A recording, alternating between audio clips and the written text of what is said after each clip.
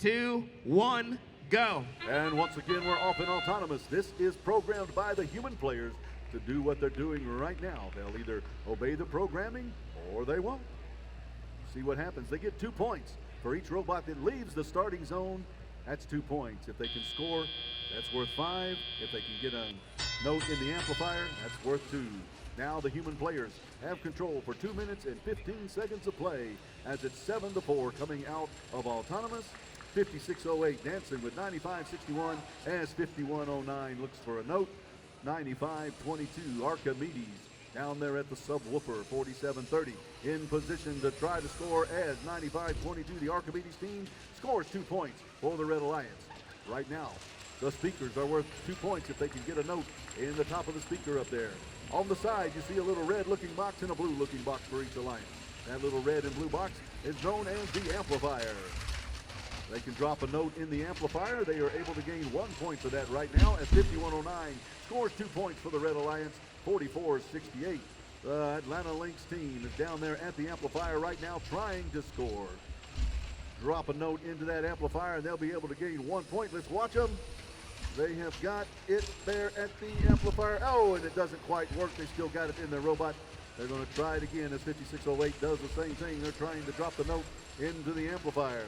What can happen is they can drop 2 notes in the amplifier. If they can get 2 notes in the amplifier, the human player on the side can press a button that will light up the speaker. When it lights up the speaker, the points go from 2 to 5 for each note scored in the amplifier during that period of time.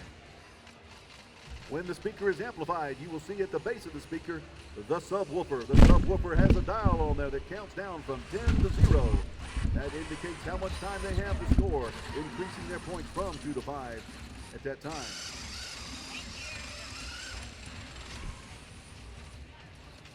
As the referees on the side watch the field, the action continues. As we're down to 25 seconds, it's 15-11 in favor of the Red Alliance.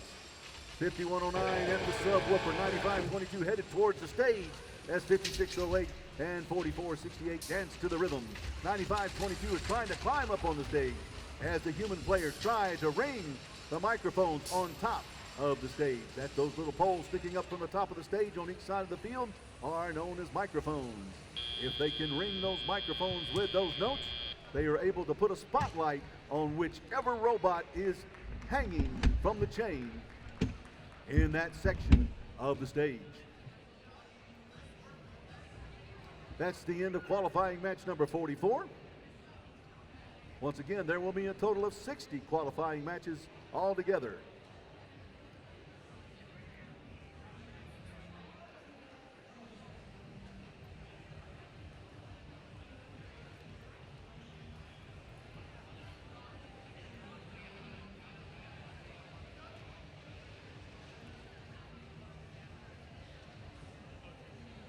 And once again, we'd like to thank the Haas Foundation for providing us with that Formula One race car that races down the track.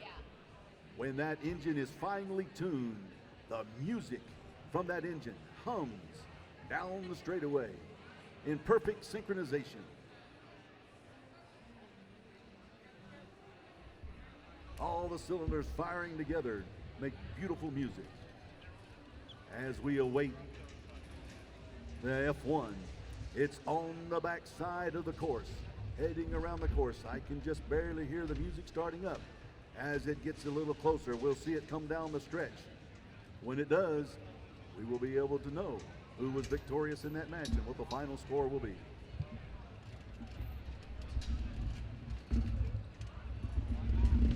I hear it coming around the corner. Here it is, coming down the straightaway. 3, 2, 1, crosses the line with the Red Alliance victorious with a score of 17-14.